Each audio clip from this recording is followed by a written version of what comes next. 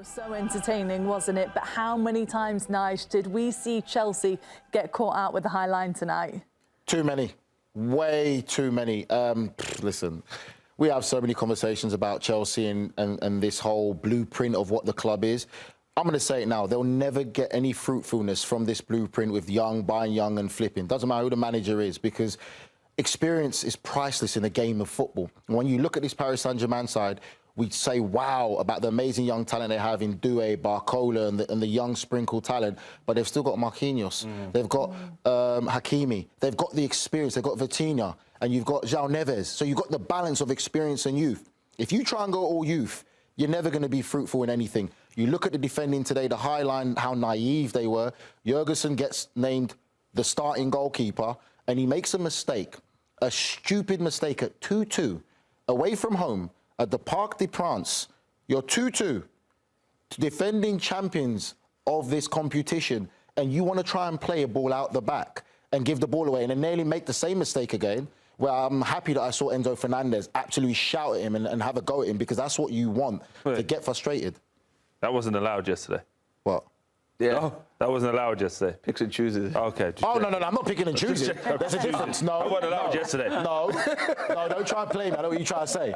These are experienced players. There's a difference. These are experienced players. And the frustration by Enzo Fernández as a mature player in there who you'd appreciate to play with has all right to do that. If you're away from home trying to win a football match... You're talking about the Kinski situation, of course. By the way, yeah, of course. But this is different to that. Yeah, but if you're trying to win a football match, you did wind me up.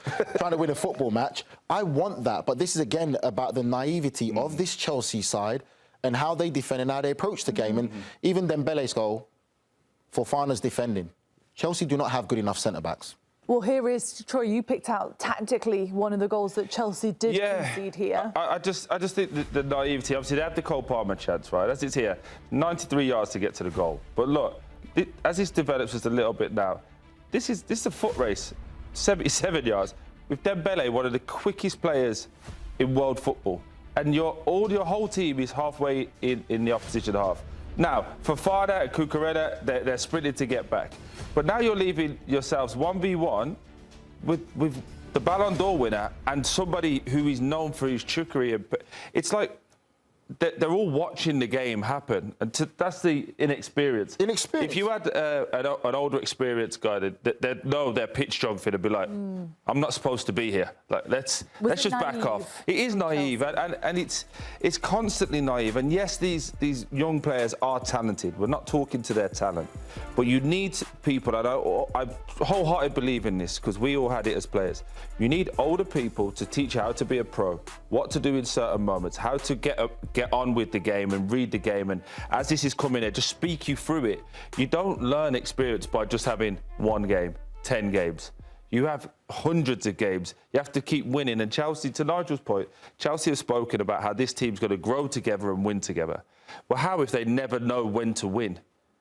You can say, they won last year in the Club World Cup. The Club World Cup was a little bit different because certain teams at certain moments weren't really taking it seriously, if we're being fair. But let's just give them that. But the European competition they won last year, they won that without even having Cole Palmer for the first 6 months, because they went, don't worry, we're going to worry, you go and sit down. I just think with where Chelsea are trying to get to, you need to sprinkle in now. They've got wonderful talent, your Estevals, your Cole Palmers, wonderful talent. Just give them 3 real leaders. 28 to 30-year-olds that just go, you're not going to play every week, just drop you in there, teach them how to do it. Well, it's not good on the records as well, because the last time Chelsea conceded 5 on a Champions League night was 26 years ago to Barcelona, which puts into perspective. Here is Liam Rossigna speaking after the match. OK, Liam, on 74 minutes, that's 2-2. What happened in the last 15 minutes? We made a mistake on the 3rd goal, and we didn't react well to a setback. We didn't stay calm. In that moment, 3-2 even, we're really in the tie. We're in the tie. And then Kvaratskhelia scores an unbelievable strike. And that happens. And at this level, the quality of players on both sides, we're an inch away from 3-3. The disappointing one, you never want to lose a game, but the 5th goal, in that moment, after a flashpoint, we don't keep our heads in that moment, we don't keep our cool, they break our press and score a 5th goal. It makes it very difficult to come back from, but it's not impossible.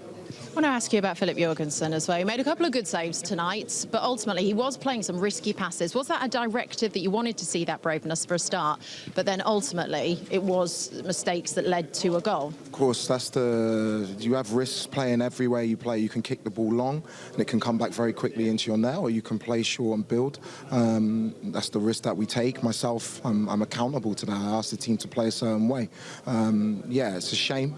Because of those build moments, we had more control in the game than what most teams do here. But fundamentally, somehow, talk about XG, but I think they've had 0.8 or something, and they've scored 5. And that's something really, really difficult to swallow.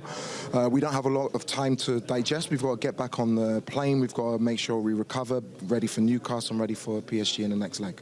As his manager, do you sense he's lost any confidence? No, that's on me. That's on me. You always lose confidence with mistakes. That's normal. But we have a really good group of lads. We don't blame for mistakes. We can't make the same mistake twice. Well, he did take accountability there. Here's a look at the momentum chart. But Grella, your eyebrows raised when he started talking about the XG for a second. Oh, I saw Troy's raised. That's why mine raised. Oh, Troy, yours were raised? Oh, you just copy other people. The XG, the XG had nothing to do with this game. I think they wanted to play toe-to-toe with Paris Saint-Germain, and they don't have the equipment to do that. They started well, though, as by the paper. That's all right then. We should have stopped the game when they were playing well. Look, I understand what Liam's trying to do. He's taking the blame, and me and Nigel were just talking off air. So I think when you think back to Maresca, he started this way, which was playing out from the back with Sanchez. They got caught, so then he went, right, scrap that, we're going to go long again. Obviously, he ultimately gets sacked. They bring Liam in, and now Liam's bringing that back in with a goalkeeper that he's now brought back in.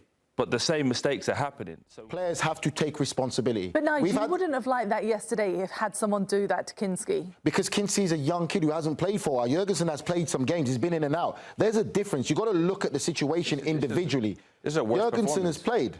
Huh? This is a worse performance than Kinski's performance. This is what, yeah, I would agree to that. Worse. Because he's got experience where he's Kinski played. won worse optic, but this is worse, actually. I mean, and it's the age of Kinski. He's 23 and Kinski's 22. Are you telling me 1 year allows this much difference in behaviour? Kinski hasn't had as many run of games as Jorgensen has at Chelsea. That is why. And also, Tottenham are potentially fighting a relegation battle in the Premier League while going to the Champions League, going to play Atletico Madrid in a more difficult situation where the kid hasn't played in so long. Jorgensen has had games in and out where he's in a better environment at Chelsea than what is currently going on at Tottenham right now. Tottenham is toxic. So it's a more difficult situation to put a youngster in there. And for me, for that situation there, he could have gone long. He could have gone long. We're the leaders in both teams. But he can't, because his manager told him that the instruction is to play out. You can't have two sets of rules, though. That's they're both, like, at this level, we're talking about Champions League football. We're talking about some of the best clubs in the world. We can't say that Kinski, he gets an arm around him and it's okay what he did, and then what he did is unacceptable. What they both did is unacceptable at the highest level. In the biggest games, you're going to get found out when making these kind of mistakes. And listen, the thing is, making mistakes happens, right? That's one thing we could all agree. Goalkeepers, they will say that when they make a mistake, it's more highlighted because it normally ends up in a goal, which is absolutely fair. But to your point, Nigel, there, where he's, Enzo saying, miss the press. That wasn't even after the. That wasn't after that goal. That was another play that they scored, but it was ruled for offside. Yeah, Enzo was getting frustrated. Got showed. But what I'm saying to the point to that is then, put yourself in the goalkeeper situation. You're maybe not the best with the ball at your feet, which is fair, and you go right. My first thought is go long. I can't go long because the manager's put me in because I need to play. Are you caught between two minds? You're caught between the two, and that's where. I'm just giving my life. I'm saying it's fine. You can say. For me, I'm just saying sometimes we got, like we said, you do it as well. You say players got to take responsibility. If I know I'm playing, and I know it's not, I'm putting my foot through it. I'll deal with the manager after. Because at the end of the day, what's worse? Me put my foot through it and it goes out for a throw-in, or try and do that, and then score. But the point is, the manager's saying play out for the back. And if this was any other manager, he'd be having a problem with it, going back to this.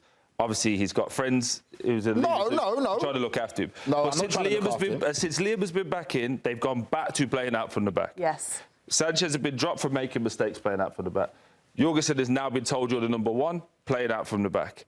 So it has to be on the manager in this regard because you're saying this is what you want.